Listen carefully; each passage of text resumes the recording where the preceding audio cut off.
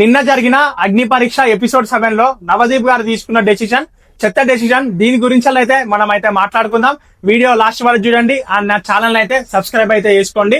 Top 15 contenders అయితే వాళ్ళైతే select అయిపోయారు. ఇప్పుడు టాప్ 50 లో ఉన్న కంటెస్టెంట్స్ ఎవరెవరు అంటే అమన్, మిథిలేష్, రామకృష్ణ, దీపక్, రోహిత్, చరణ్, హేమంత్ యాదవ్, రాజకుమారి, సృష్టి, గాయత్రి, శాలిని, అపూర్వ, ఝాన్సీ, బాగి, ప్రియాంక వీళ్ళైతే టాప్ 15 లో ఉన్నారు. ఓటింగ్ కూడా స్టార్ట్ అయిపోయింది. మీరు ఎవరు బిగ్ బాస్ హౌస్ లోకి పోవాలనుకుంటున్నారో జియో హాస్టల్ లోకి వెళ్ళి వాళ్ళకైతే ఓటింగ్ అయితే వేయండి. అండ్ అంతేకాకుండా వాళ్ళ నెంబర్స్ అయితే మెసేజ్ కాల్ అయితే ఇవ్వండి. వాళ్ళకైతే ఓటింగ్ అయితే పడుతుంది. ఇప్పుడు పాయింట్ లోకి వస్తే నిన్నైతే డేట్స్ అయితే జరిగినాయి కదా. వాళ్ళు ఇచ్చిన డేట్స్ వల్ల నిన్న కొంతమందిని అయితే సెలెక్ట్ అయితే చేసేసారు. ఇవాళ సెలెక్షన్స్ ఎట్లున్నాయంటే మీరు టాస్క్ చేయాలి, కానీ మీరు టాస్క్ విన్ అయితే డైరెక్ట్ 15 కి ఓరు.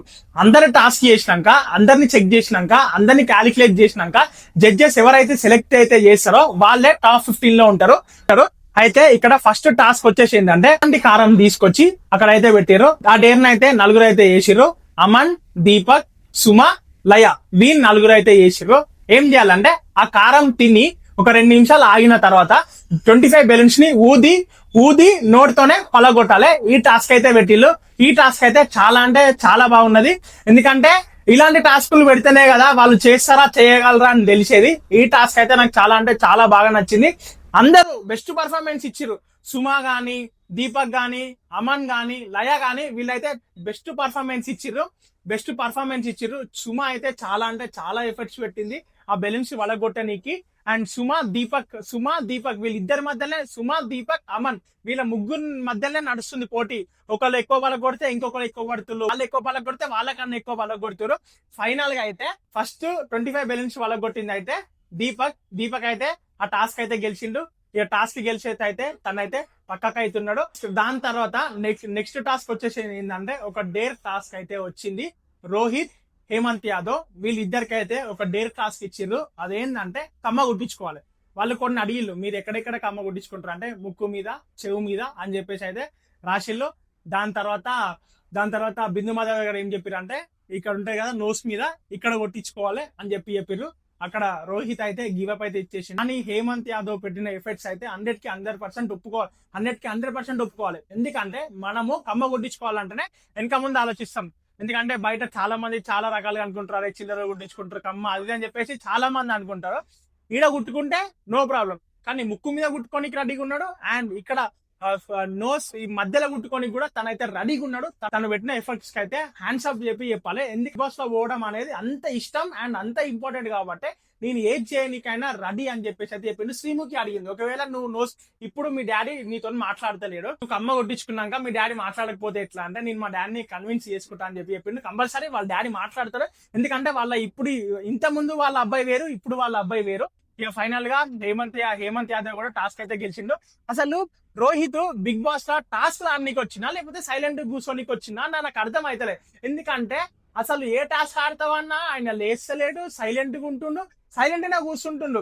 అండ్ అంతేకాకుండా లయ నాకు ఇంకొకసారి ఛాన్స్ రావాలని చెప్పేసి ఫైట్ చేస్తుంటే అసలు ఏం ఛాన్స్ రాని రోహిత్ అసలు ఫైట్ చేస్తలేడు, అసలు ఏ టాస్క్ ఆడతలేడు. ఆయన సైలెంట్ గా ఉంటుండు. ఆయన సైలెంట్ గేమ్ ఆడదాం అనుకుంటున్నా. సైలెంట్ గేమ్ ఆడితే అసలు పనికే రాదు. నువ్వు టాస్క్లు ఇస్తే కంపల్సరీ టాస్క్లు ఆడాలి అని జపాన్ పర్సన్ అవుతున్నారు కదా. తనైతే అన్ఫార్చునేట్లీ ఎలిమినేట్ అయితే అయిపోయిండు.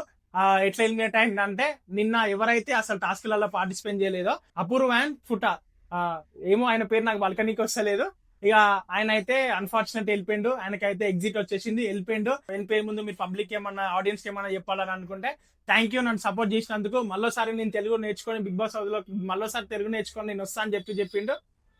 జై తెలుగు అని చెప్పిండు. అక్కడ నాకు బాగా నచ్చింది. నేను ఈయన విషయంలో ఏమనుకుంటున్నా అంటే ఆయనకి లాంగ్వేజ్ ప్రాబ్లం ఉన్నది కదా, ఆయన పోవడమే కరెక్ట్ అని చెప్పేసి అయితే నేను అనుకుంటున్నా. ఎందుకంటే తను ఎక్కువ సర్వే కాలేడు. ఎందుకంటే నామినేషన్ విషయంలో చాలా అంటే చాలా ఇబ్బందులు వస్తాయి. ఎందుకంటే ఆపోజిట్ పర్సన్ మాట్లాడేటప్పుడు నీకు అర్థం కావాలి కదా, నువ్వు అర్థం అయితేనే కదా నువ్వు ఆపోజిట్ వాళ్ళకి నువ్వు సమాధానం చెప్పేది. అసలు తనకు అర్థం కాదు. తను పోవడమే బెటర్ అయింది. ఏదేమైనా నెక్స్ట్ టైం నువ్వు మళ్ళీ నేర్చుకొని వస్తే నువ్వు నెక్స్ట్ టైం మంచిగా బెటర్ గా తెలుగు నేర్చుకొని వస్తే మళ్ళీ యాక్సెప్ట్ చేస్తారని చెప్పేసి అయితే నేనైతే అనుకుంటున్నా. ఇక దాని తర్వాత నెక్స్ట్ టాస్క్ ఇంకొక టాస్క్ అయితే పెట్టారు. ఆ టాస్క్ లో ఏమైందంటే నెక్స్ట్ టాస్క్ అయితే ఇంకోటి అయితే పెట్టారు. ఇక్కడనే ఈ టాస్క్ నే అసలు గొడవ అనేది జరిగింది. ఎవరెవరికి రుచిత అండ్ లయాకి కొంచెం డిస్కషన్ అయితే జరిగింది. ఎందుకనంటే ఫస్ట్ అయితే ఎవరు పోతారు అని చెప్పేసి అయితే జరిగినప్పుడు అక్కడ లయ ఏమన్నదంటే నాకు ఇంకొక ఛాన్స్ కావాలి అని చెప్పేసి అయితే చెప్పింది. అప్పుడు రుచిత ఉండి నీకు ఇంకొక ఛాన్స్ ఇయ్యరు, నీకు ఆల్రెడీ ఛాన్స్ ఇచ్చారు కదా, నువ్వు ఆ ఛాన్స్ ని పోగొట్టుకున్నావు, నువ్వు ఆ ఛాన్స్ ని ప్రూవ్ చేసుకోలే కాబట్టి నీకు ఇంకొక ఛాన్స్ ఇయ్యరు అని చెప్పి రియల్ గా లయాకి ఆల్రెడీ ఒక ఛాన్స్ వచ్చింది. ఆ ఛాన్స్ లో తను ప్రూవ్ చేసుకోలేకపోయింది కాబట్టి మళ్ళీ ఎందుకు ఛాన్స్ ఇస్తారు? ఎవరైతే ఆడలేదో వాళ్ళకైతే ఛాన్స్ ఇస్తారు కదా. దాని తర్వాత ఛాన్స్ ఎవరికి వచ్చిందంటే ప్రియాంక అండ్ ఝాన్సీ వీళ్ళిద్దరికైతే ఆ ఛాన్స్ అయితే వచ్చింది. ఇక వాళ్ళకి ఏం చేసిందంటే ఇక్కడ కాళ్ళకి అది 2 బ్యాండ్స్ కట్టిలు. అయితే ఫస్ట్ రుచిత వచ్చి ఆ టాస్క్ చేస్తుంటే అది కడుతుంటే నాకు అన్కంఫర్టబుల్ ఉంది, నాకు కంఫర్ట్ లేదని చెప్పింది. టాస్క్లు ఎప్పుడు కంఫర్ట్ గా ఉండవు, అన్కంఫర్ట్ టాస్క్ లో పెడతారు కదా. నువ్వు అట్లా నువ్వు టాస్క్ వచ్చినప్పుడు ఆ టాస్క్ లో ఏమున్నా కూడా ఆడాలి. తను అయితే తీసేసి దాని తర్వాత అయితే ఝాన్సీని అయితే పెట్టిళ్ళు. ఝాన్సీ వర్సెస్ ప్రియాంక. వాళ్ళకైతే ఇట్లా షాక్ అయితే పెట్టిళ్ళు. షాక్ కొట్టుకుంటా ఇట్లా రెండు గ్లాసులలో నీళ్లు ఒక దగ్గర నుంచి ఇంకో దగ్గర నీళ్లు తీసుకుపోయి అలా పోయాలి. దాని తర్వాత ఒక లీటర్ తోటి ఝాన్సీ అయితే విన్ అయిపోయింది. దాని తర్వాత ఝాన్సీ కొంచెం ఎమోషనల్ అయింది. టాస్క్ ఆడుతుంటే మా నాన్న ఒకటే గుర్తొచ్చింది, ఎందుకంటే మా నాన్నకి షాక్ కొట్టింది. కానీ తను మా ఇంట్లో ఎవరికి చెప్పలే. ఆ రోజు మా నాన్న చనిపోయేది ఉంటే మేము నలుగురం రోడ్డు మీదకి వచ్చే వాళ్ళం అని చెప్పేసి అయితే కొంచెం అయితే ఎమోషనల్ అయింది. ఫైనల్లీ ఝాన్సీ కూడా తన బెస్ట్ ఇచ్చి తనైతే టాస్క్ అయితే గెలిచింది. దాని తర్వాత నెక్స్ట్ టాస్క్ వచ్చేసింది అంటే క్లిప్పుల టాస్క్. ఎవరైతే ఎన్ని క్లిప్పులు బజర్ అయ్యే వరకు ఎవరు ఎక్కువ క్లిప్పులు పెట్టుకుంటారో వాళ్ళు విన్ అవుతారు అని చెప్పేసి ఒక టాస్క్ అయితే పెట్టిళ్ళు. ఆ టాస్క్ లో అయితే గాయత్రి, జోష్న, రోహిత్ వీళ్ళు ముగ్గురు అయితే పార్టిసిపెంట్ అయితే చేసిండు.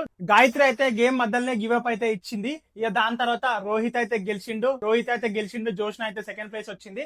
ఇక ఇక్కడ అసలు నేను మాట్లాడాల్సిన పాయింట్ ఇక్కడ ఉన్నాయి. నవదీప్ గారు సుమ అండ్ జోష్న విషయంలో అన్ఫేర్ చేసిండు.